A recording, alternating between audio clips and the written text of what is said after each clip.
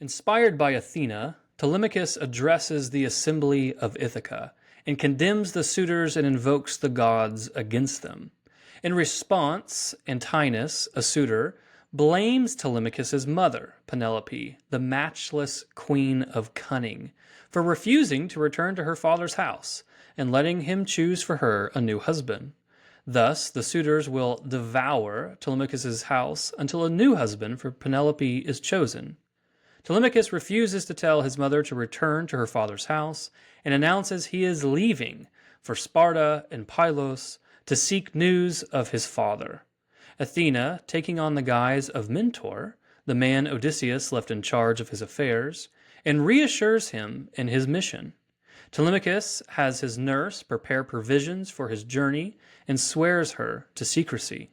The book ends with Telemachus setting sail with his crew and pouring out libations to Athena, the goddess with the flashing sea-gray eyes.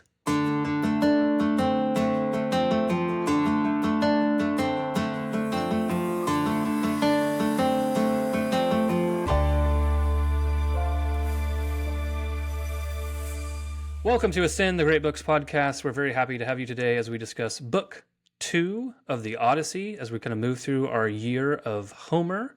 And so you can join us on Twitter, you can visit us on YouTube, you can join on our website, thegreatbookspodcast.com, where we have a wonderful guide to the Odyssey that can help you read with yourself, with your small group, however you're actually working through this wonderful text.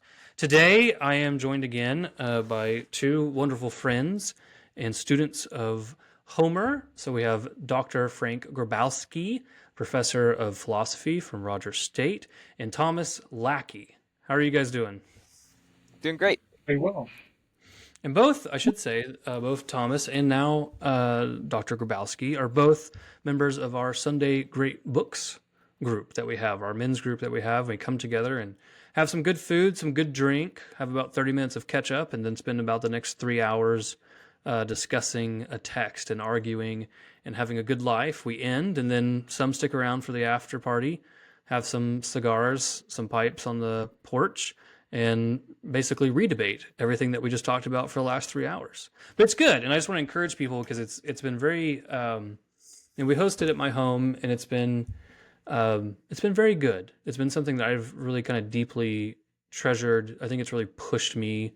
In my understanding of the text, I think it's pushed me in my friendships, right, to actually kind of come together and seek what's true and beautiful, I think, with other men. And so for all those that are listening that are also trying to get small groups off the ground, or however you're working, you can use our guide, whatever you're doing to learn. If you're trying to get one of those small groups off the ground and find like-minded people, I think it's worth it. I think you build a lot of friendships. And I've been trying, too, to do guest friendship. So sometimes my wife makes Cyclops cookies. Right, that was very thematic. One time I gave away 3 roosters in a single evening. Right, that was my most Greek guest friendship. That might predate Dr. Grabowski. I gave away 3 roosters in one evening because I am a terrible chicken raiser, I guess, and I hatched all these eggs, and they were all roosters except one. So I found myself with like 5 roosters. So I gave away 3. There's beautiful lavender Orpingtons. There's gigantic chickens and quite lovely, but you don't need 6 roosters. And so Well, I was there. I was there to see one of the guests attempt to cram a cage with some sort of poultry into, I think it was a Toyota Camry or something. Yeah, that was it. Yeah. Yeah. Well, I didn't tell them I was giving away roosters. So some were ill prepared. So I was able to give one. You just never know. Yeah. Yeah, you just drive off in your sedan with a rooster in the back. So that was good. I felt like we bonded that evening. And we could make an analogy here to Menelaus trying to give Telemachus horses, I think. Yeah, we can. So there's, except the roosters, we're prudent and also taken. So yeah, we did that and then kept one for the hens and then ate one. And so that was also a wonderful experience we had in my backyard of butchering our first rooster with all my kids with their faces plastered, onto the windows, looking out into the backyard. But it was good. Then they helped me pluck it and gut it. And we had, what is that called, that dish called? Coq au vin. It's like Oh a yeah. French Louisiana dish that literally is designed for eating terrible birds, like eating old roosters and things, or just people, or just chickens that aren't really meat birds. And so you actually like braise it for like an entire day in red wine and all these vegetables, and it is like one of the It's most hearty delicious. meals. Yeah, it is a wonder. It's very much a winter meal. I realize that, but it is a absolutely wonderful meal. So anyway, that was neither here nor there. But sometimes, if you want to run a small group, just give away roosters, and it becomes very memorable, and people like coming to your house because you give gifts. So, Well, thank so you for Doctor, your hospitality. yeah. So I just figure out what other animals I can, give away. So one thing before we get started, I was thinking about. So, Dr. Grabowski, you are a professor of philosophy. You love the great books. You talked to us last episode kind of about your love for them and as you work through them. When you're getting those freshmen, those students coming on to campus, and you have to convince them, or at least maybe expose them to the great books, and they say, "Why do I need to read Homer? Why would I ever read any of these old books?" What's your answer? Well, I try to let the texts speak for themselves. In my intro to philosophy class, one of the very first things I assign, and this certainly would be a controversial choice, but it's books 1 through 4, I'm sorry, book 1, chapters 1 through 4 of Aristotle's Metaphysics. Now, that may not always be thought of as a good introduction, but in those first 4 chapters of book 1, Aristotle talks about what philosophy is, what philosophers Hmm. do, what they seek out, first principles, causes.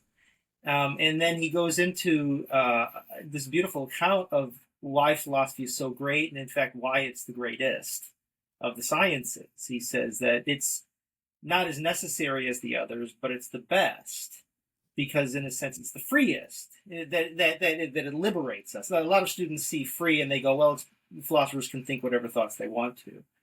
But what Aristotle is really trying to get at is that it's the one science, if you will, that isn't productive, and it's because it isn't productive that makes it so wonderful. And along with that, I usually quote from Aristotle's Politics, in Book 8, where he says that to seek utility everywhere is the least fitting thing for a person who is great-souled and free.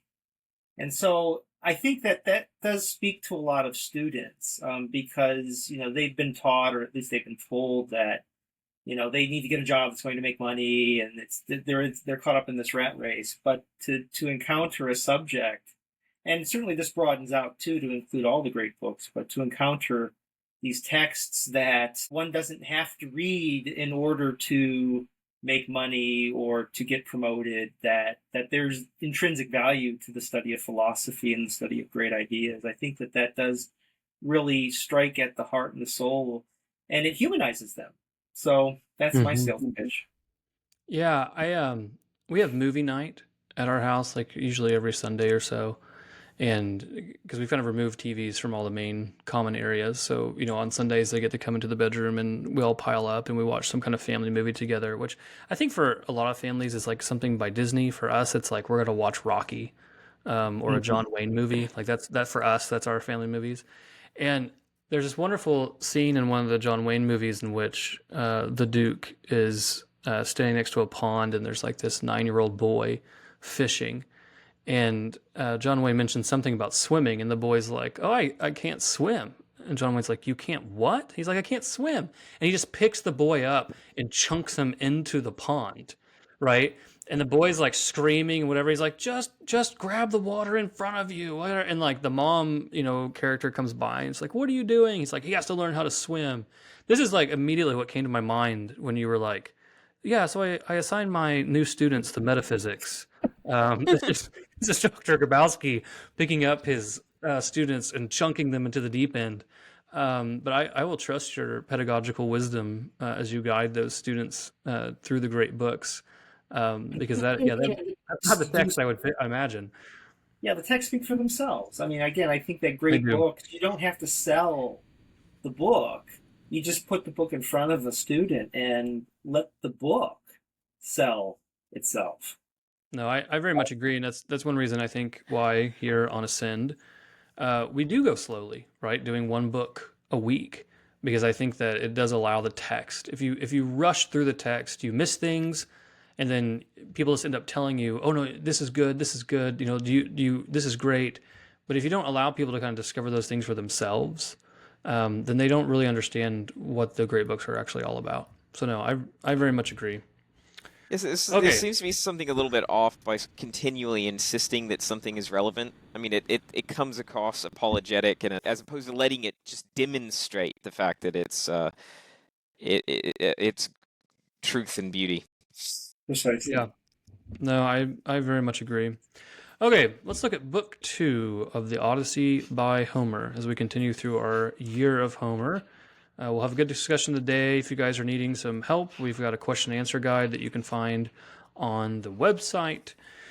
So let's look at Telemachus. So in the Fagles edition, he entitles this Telemachus Sets Sail. So last week we talked about that Telemachus he's going to have his own Odyssey. He's going to have his own coming of age story.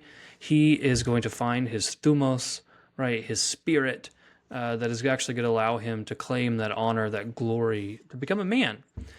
He still needs a little bit of help, as we'll see, but that's what we're seeing here. So one of the things Athena told him to do is to call an assembly. And so that's how this book opens. And so he calls this assembly, and who is the assembly? My understanding of this is that the assembly, right, they're the elders of Ithaca. They're the elders of the island.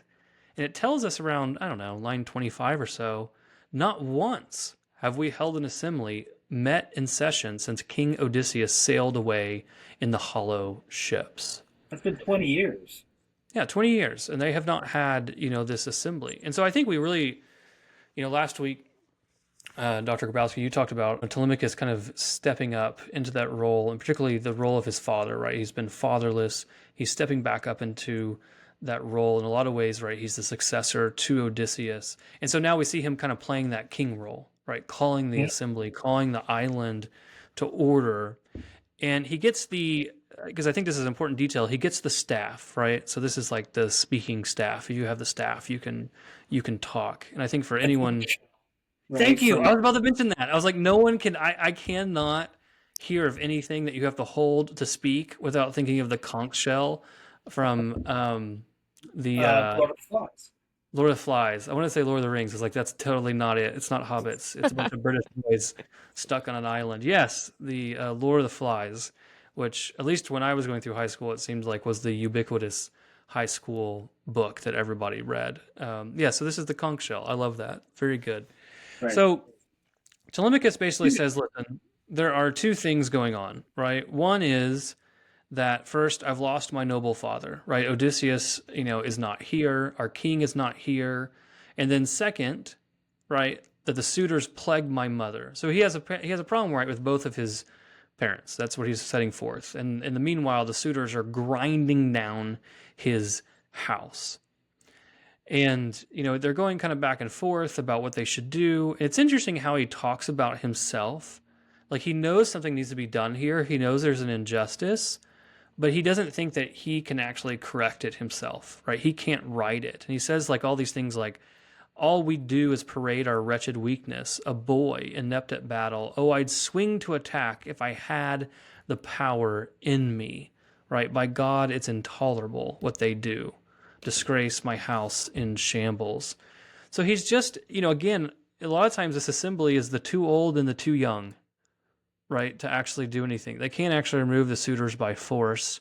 And Telemachus is kind of stepping in to having, I think, all the right dispositions, but lacks the capacity at the moment to really kind of get rid of this middle generation, which in a lot of ways I think could be a fatherless and lost generation. I don't think that of all of them. I don't think the suitors are monolithic.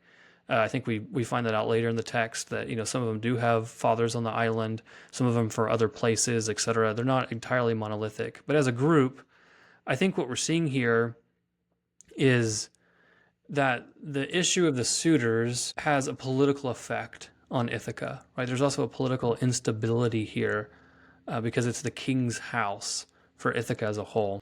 And so then he gives this kind of rant, if you will, and then at the end of, this is right before line 90, he's filled with anger, and down on the ground, he dashed the speaker's scepter bursting into tears. I mean, you guys might have different reads of this, but I just found this to be that same juxtaposition that we see in Telemachus right now. Of part of him is still a child, and part of him is very much wanting to become a man and is becoming a man. And so, kind of that he gives this very authoritative. The suitors are evil. We have to do something about it. Something has to be done. There's tension. There's frustration because he feels inept, and so he throws down the scepter right in the assembly, and it breaks. It's very kind of this epic. I guess this is the modern equivalent of dropping the mic, and then he bursts into tears. Well, I think there's a kind of a bookend to this as well, because it begins with him entering, and it says that he sat in his father's seat, and all the elders made way for him. So there's this kind of, at first there's this I guess as you're saying, there's this tension, right? Because he's taking the role, his father's mantle there for a moment, and then it sort of, his voice breaks at the end, if you will. Yeah. And I mean, I think also, sitting in the king's chair, but also saying like, I'm a boy. Yeah, inept exactly. in battle. Because also, I mean, this is one of the things that I think is interesting in looking at it, Telemachus, as we kind of see his Odyssey go along, is what does he know to do? Like, what does he know how to do, and what does he not know how to do? Right. So it's not clear to me that right now he actually knows how to fight, and which raises the question, like, well, who would have taught him? Right. But then he does have some other skill sets, right, that we'll kind of see towards the end of this book. And so it's interesting, like, where has he been able to pick these things up, like, without a father? How does that fatherlessness impact his ability to actually right wrongs and actually do things? So we see him smashing down the scepter, and then we get our boy again here, what is his name? Antinous. And so, he speaks up, and I think he gives a really interesting, not that I'm like terribly sympathetic to him, but it's interesting to see like his perspective as a suitor, right? It's not, so this is line 95 or so. It's not the suitors here who are the blame, right? They don't deserve the blame. You know who's to blame, Telemachus? Your mom. It's your own mother's fault. The matchless queen of cunning. And we start getting a little bit of a timeline here, right? Look here, for 3 years, now going on 4, she's played it fast. And we get this really, I think, famous scene with Penelope in which, she's at her loom, and, she tells them like, hey, when I, finish, weaving, right, then, then I'll decide who to marry. Then I'll pick a suitor.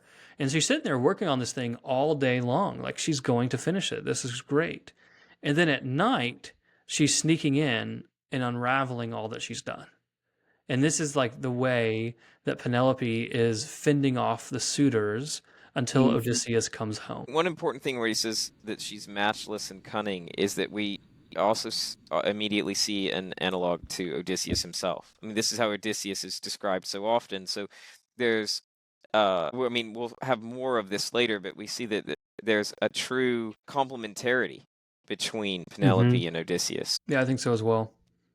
And I think it's a slight insight. No, I think you're correct to point out that, the two characters in the text that we have described like this, right, that have this fantastic wit and prudence about them, are also the couple.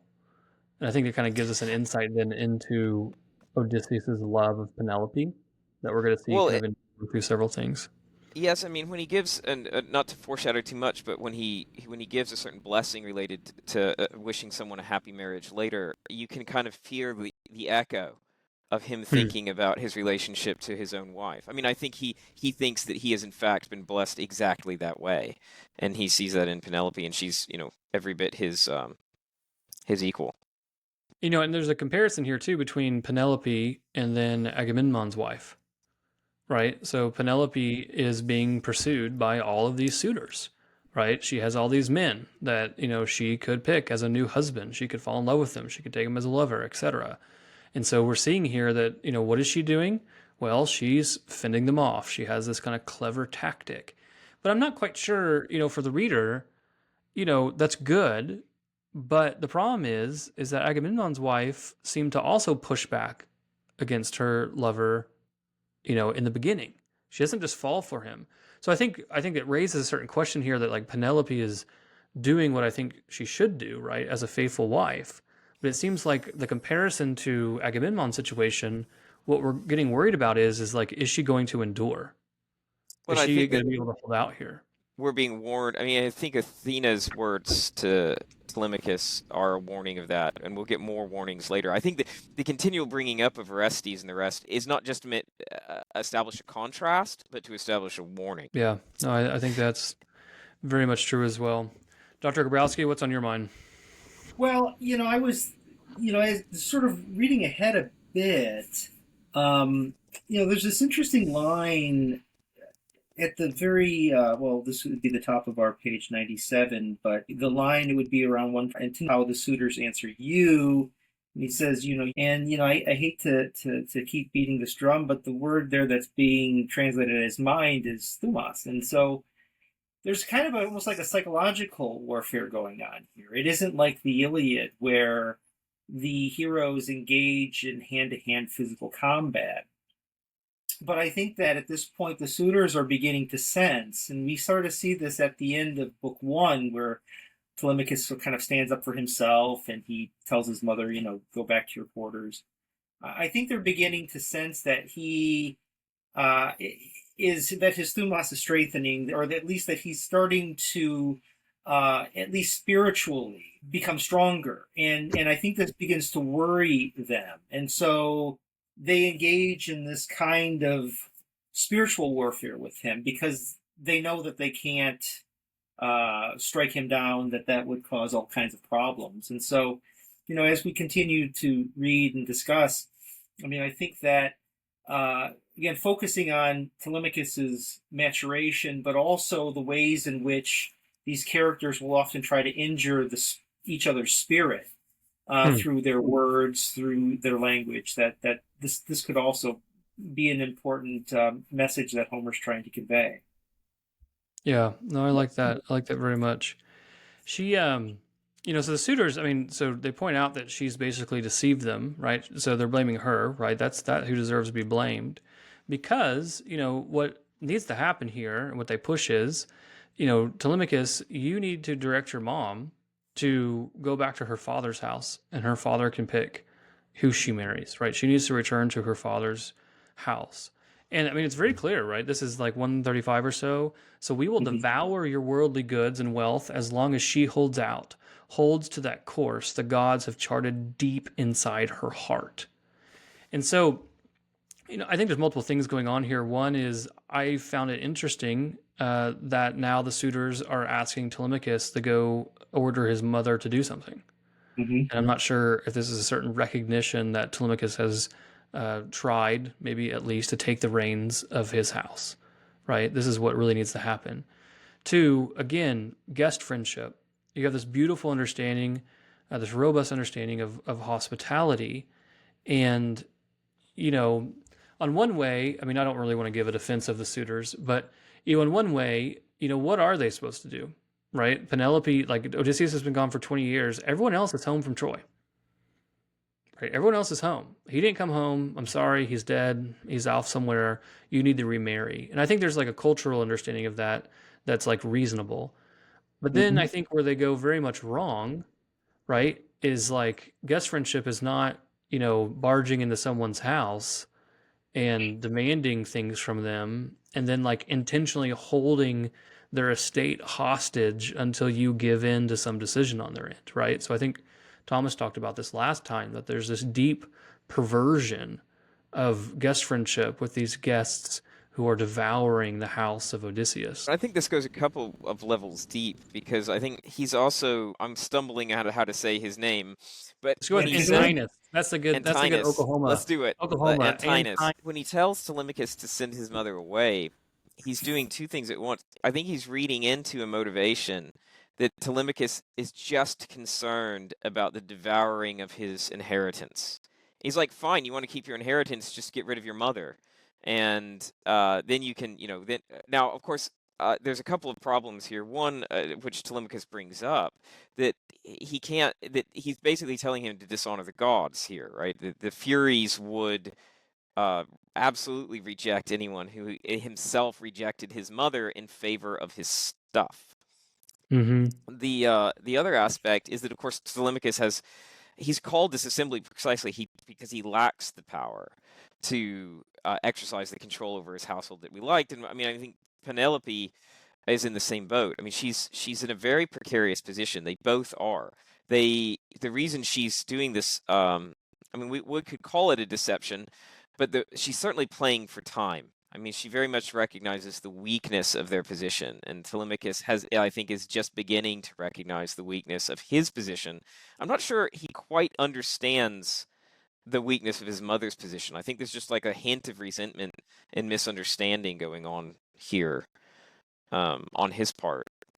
But I mean, they're both in a tight spot, to say the least. Yeah. But the suitors intend to just eat them out of house and home. I mean, I think the betrayal here is just so fundamental.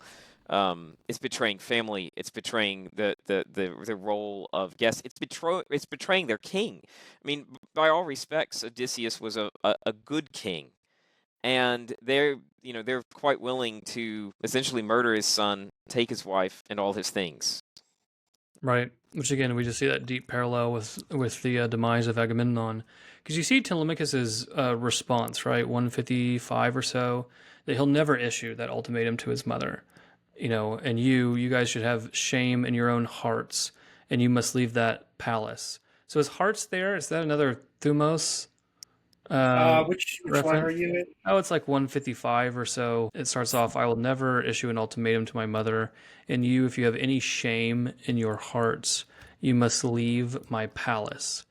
I don't think that's a thumos. I'd have to look it up here in the low, but I don't think that's thumos. It may be hator or one of the other words. Yeah, that was interesting because I was wondering what it would mean to have shame in that, right? Like, what does it mean that that's actually been, shamed? But he's clearly, he's taking the reins of his house. He's clearly, pushing them out, saying you have to leave. They're not going to listen to him, and he does invoke Zeus, right? Zeus will pay you back with vengeance, all of you, destroyed in my house while I go scot-free myself.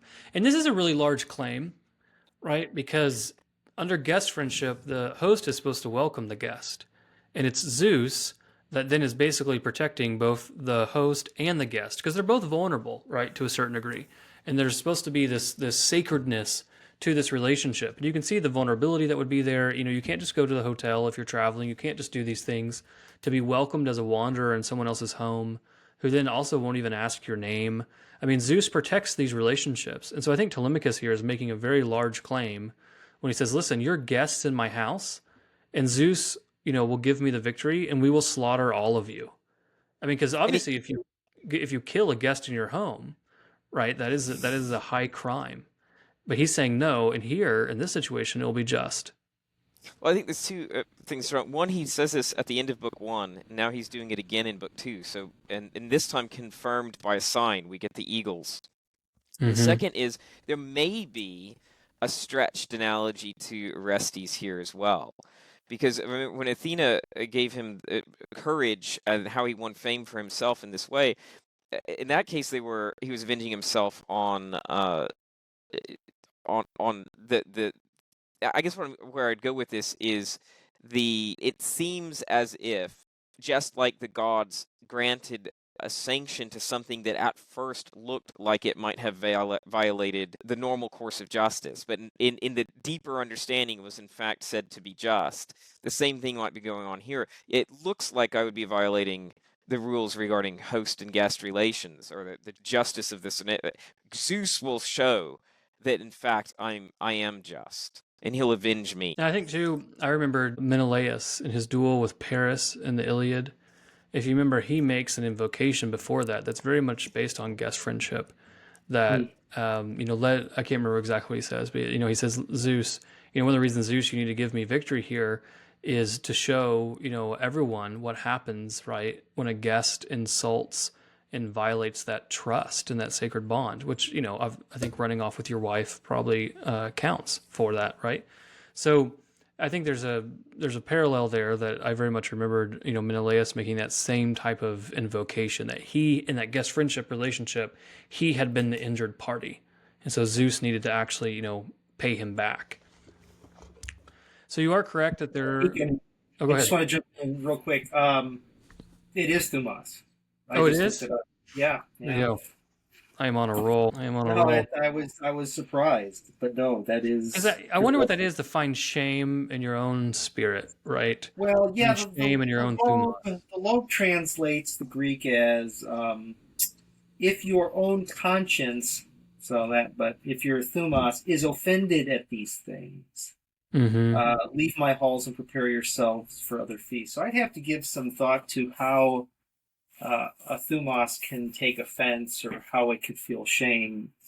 Yeah, Mm-hmm. I mean, and again, this may be a development Right. in this spirit because, by the time you get to Plato, it does sort of run the gamut of different sorts of emotions. I mean, principally it's anger, but I mean, it may also include shame.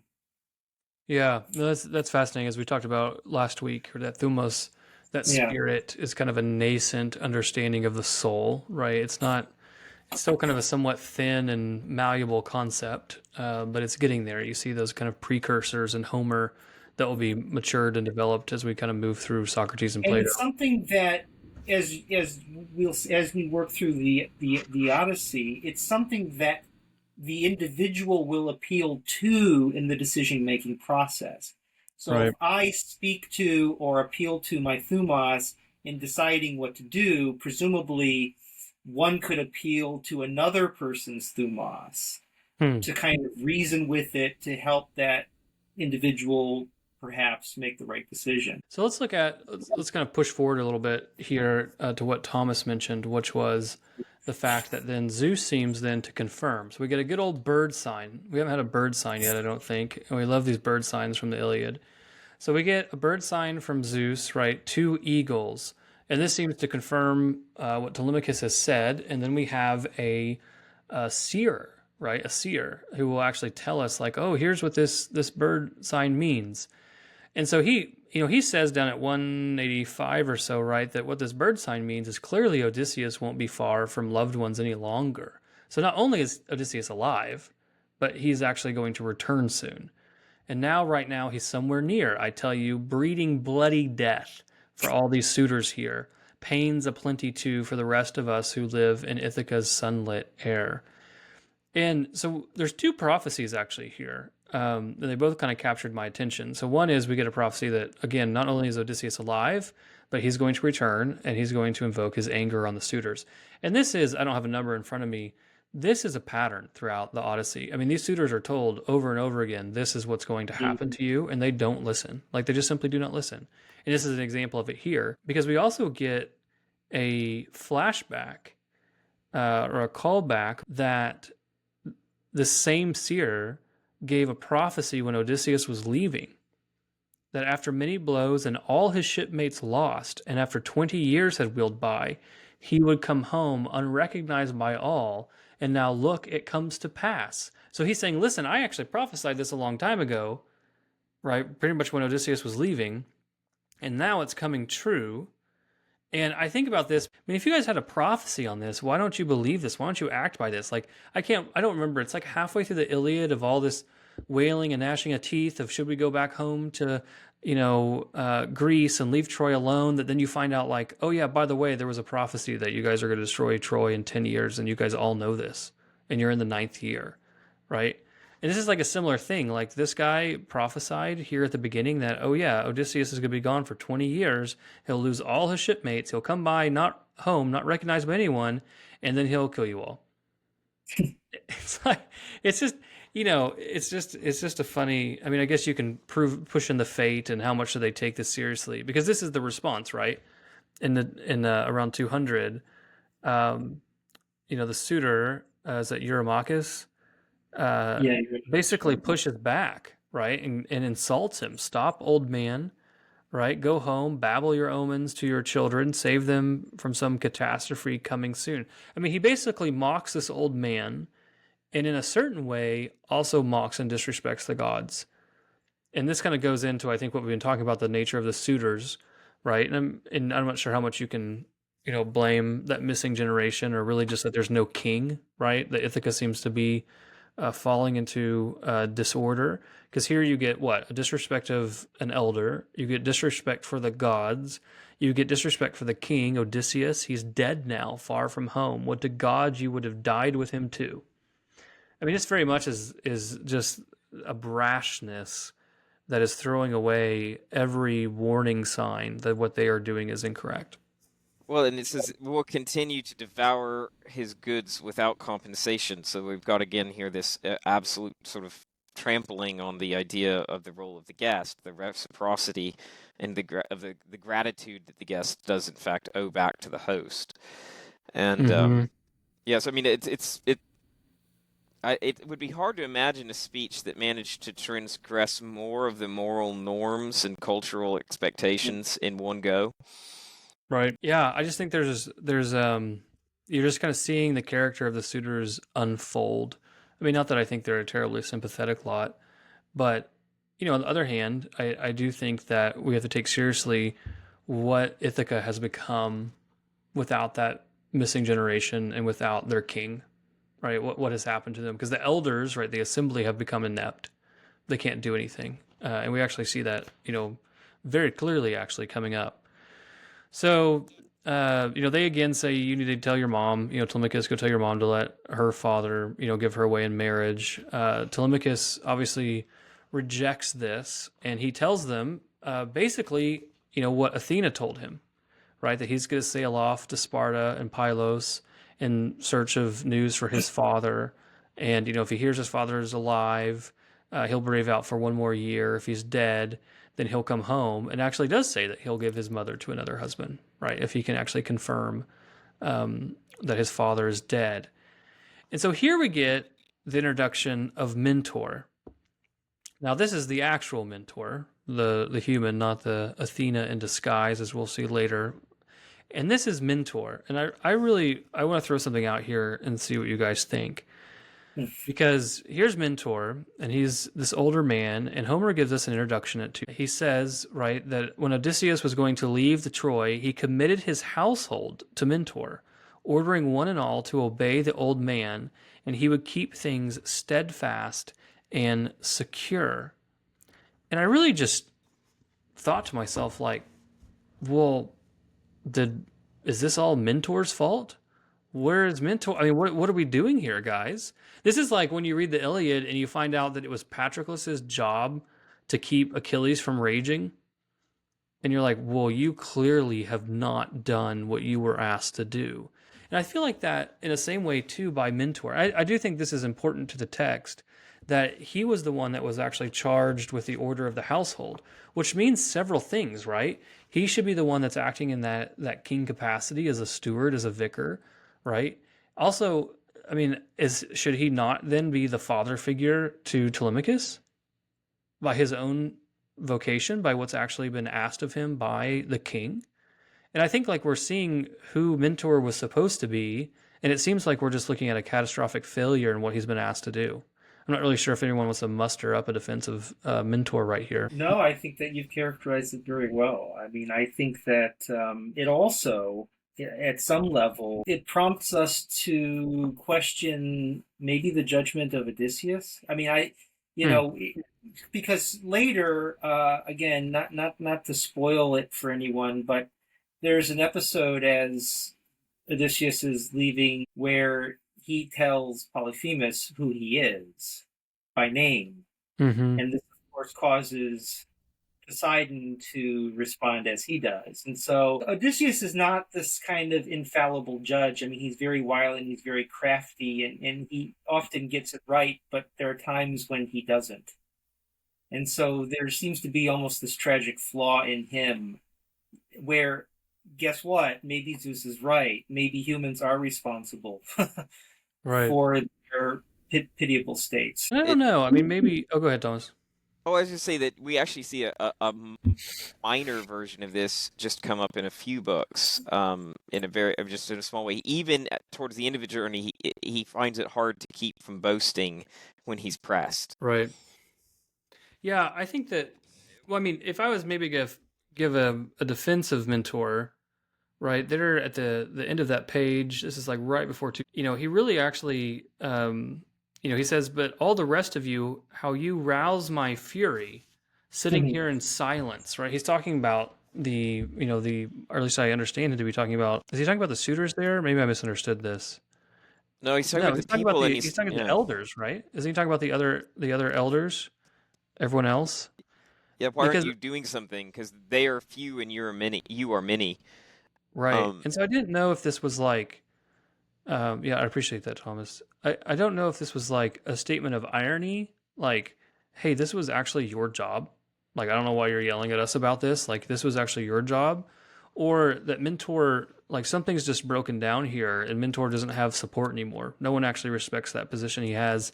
He can't do anything, so here he is raging, which I guess makes him somewhat analogous to Telemachus, and he's really inept. He actually can't do the job that he's been asked to do. So he's a sympathetic character then.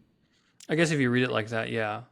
I just think that I'm not sure if I read him as a failure. Well, I will say this: what he was supposed to do has not been done, right? And I think we're going to see, because I think this plays into something we'll see later in the book pretty heavily. And so I think it's worth maybe just staying here for a second and looking at Mentor and saying, okay, who was he? What was he supposed to do? And did he actually accomplish that? And I think he's supposed to be that steward. And I think the answer is no, he But didn't. another way of reading this, sorry to interrupt, Thomas, would be to say that, had Mentor done his job, there would have been no need for Telemachus to go on his Odyssey. And so if you sort of take if you sort of take all of this into consideration, it was necessary for Mentor to fail, for Telemachus to go out and search for his father, and then, because there'd be no point to the story. I suppose had Mentor succeeded, there'd be no point to the story. That's a very Felix Culpa reading, Yeah. right? A happy fault. I'll Yeah. offer two completely distinct alternatives as well. So these are not necessarily compatible, although maybe they are in some way I don't see yet. But one, you already made a Western analogy earlier, but I think there's a kind of a Western analogy that would work really well here too. You see so many Westerns where the outlaws move in and the townspeople just sort of let them get by with everything.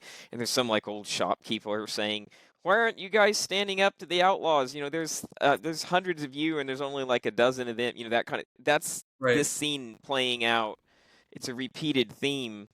And Yes, this is like the Magnificent Seven. That's the problem. yeah. Magnificent Seven's a perfect example.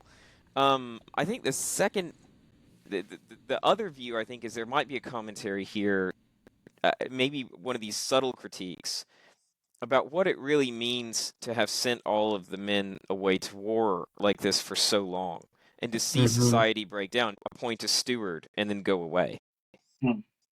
Right. Maybe, yeah. I mean, I think that there could at least be a somewhat of a subtle critique there of that. But I will say, just after this. Right after these lines, you get, I think, the suitors make himself look even worse, because they basically say, look, it doesn't really matter if Odysseus comes back. We would just kill him. We'd kill him on the spot. This makes me think the most of the gospel analogy when our Lord is giving the parable of the vineyard keepers that killed the king's son after beating his servants. Oh, I mean, yeah. it's not that different a statement.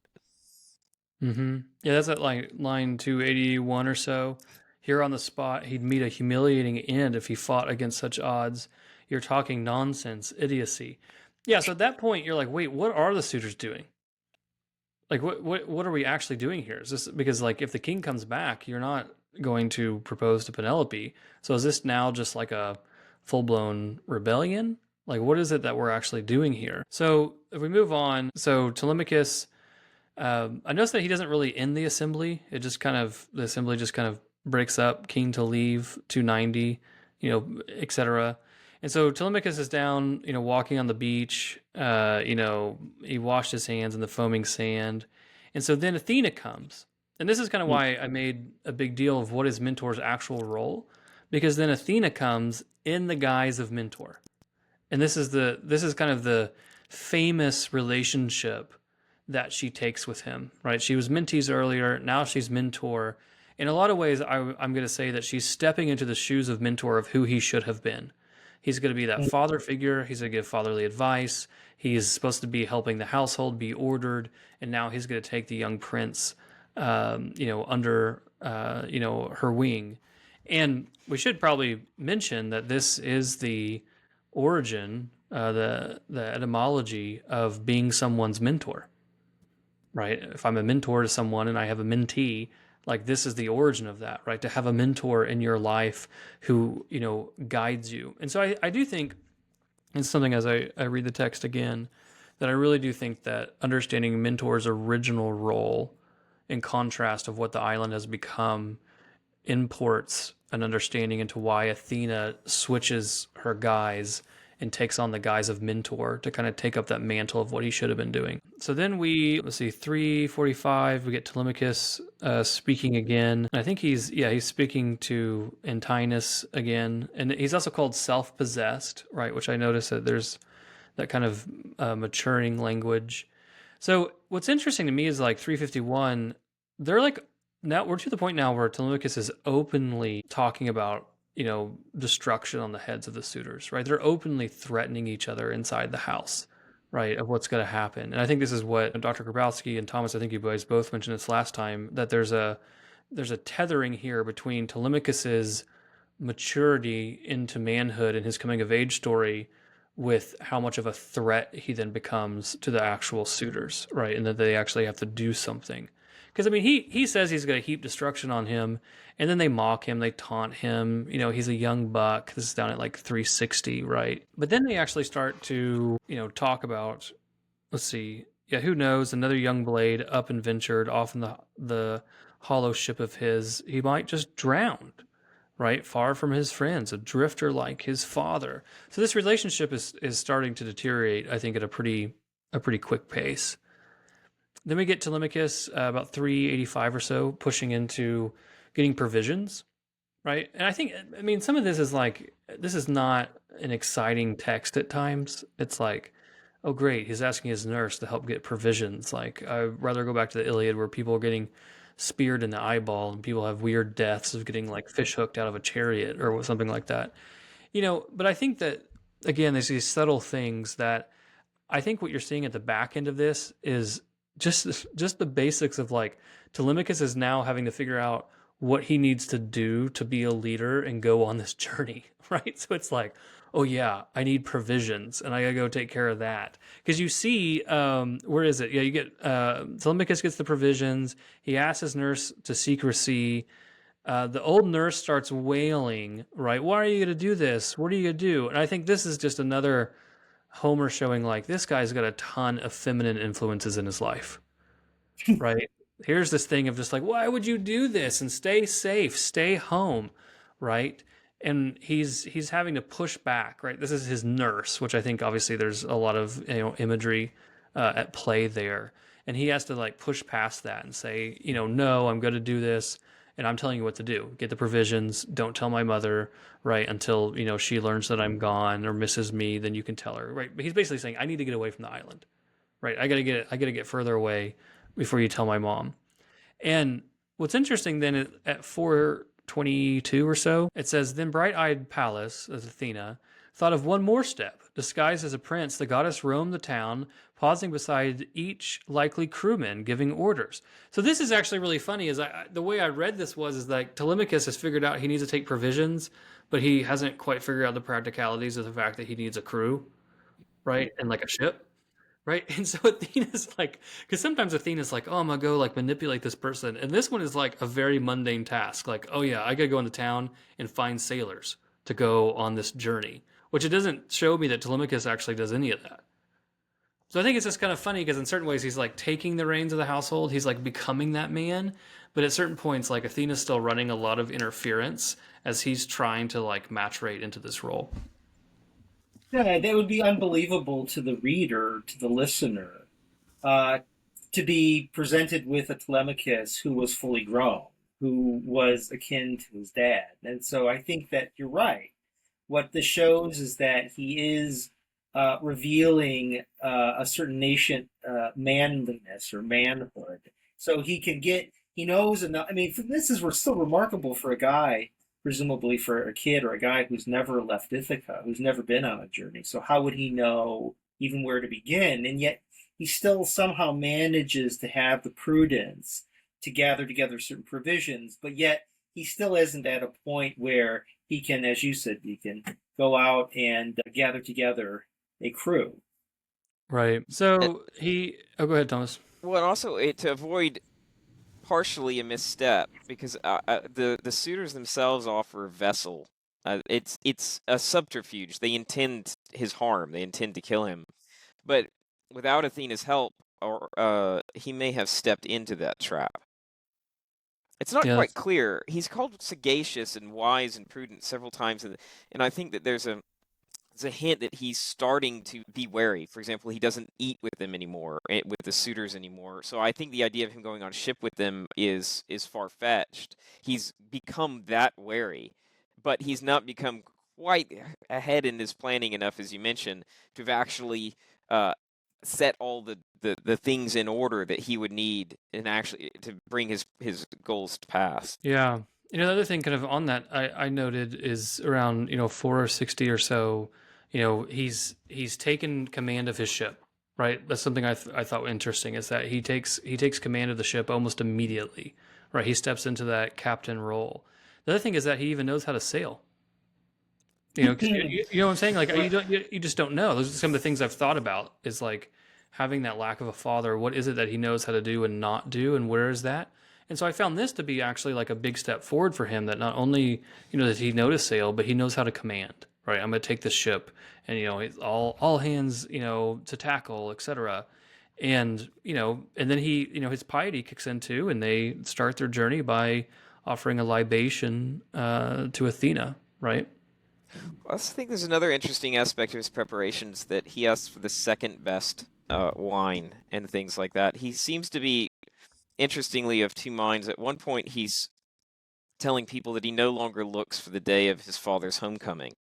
Right? He doesn't seem to have a lot of hope, despite the fact that his courage is definitely growing now. He has not expressed an alloyed hope that his father will actually come back. He seems to have. That said, he's still keeping the door open, whether for his own benefit or for the encouragement of his mother.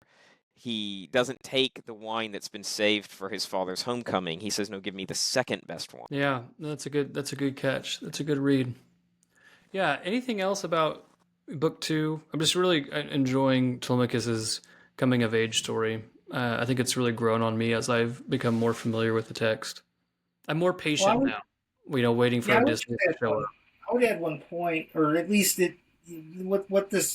what our discussion of the text has kind of prompted in my mind, is this long-standing debate among the philosophers, the subsequent philosophers, about virtue, arete, and whether it's something that can be taught, whether it's something natural, or whether it's something that we cultivate over time. And so, as we see Telemachus very quickly develop these skills, you have to wonder whether, in Homer's mind, these skills were somehow innate, that they just needed to be unlocked by the prompting of Athena. And so, yeah, I mean, again, I think that as there are many different ways of approaching the text, but certainly one way is to extract from it a Homeric worldview or a Homeric anthropology. And so I think as we continue reading, maybe some of these issues will become clearer. Yeah, well, I think that's a good point. Thomas, go ahead. Oh, no, that was the same question. I was wondering if to put it in those Aristotelian terms, I wonder if the hint is that he lacked synderesis alone. Like the virtues were there in some sort of latent form, but he had no experience. He had no practical exercise of the virtue. So all you need to do is sort of get him out on his journey. That would be an interesting take. Mm-hmm. Yeah. Yeah, no, I just like it. It's a narrative that, when I first read the Odyssey, I think I was very impatient with. I was just burning through the books, being like, okay, I'm glad he's going on a ship. Congratulations. Like, where is Odysseus?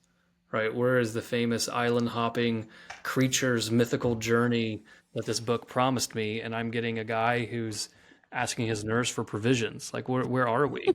But we all mature. Maybe I have to go on my own little odyssey and understand that I think there is a beautiful picture here or there of a young man becoming a man and growing in that arete, that virtue.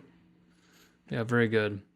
Well, good. Any other comments on book 2? Nope. Hearing none. Okay, very good. Well, it's a wonderful conversation. I really appreciate it, guys, as we work through Book 2. Next week we will do Book 3.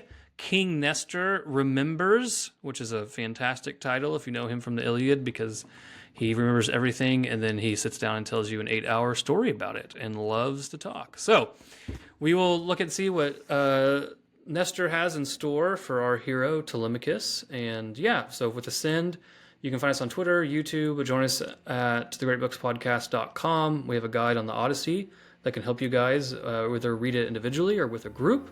And we will see you next week. Cheers.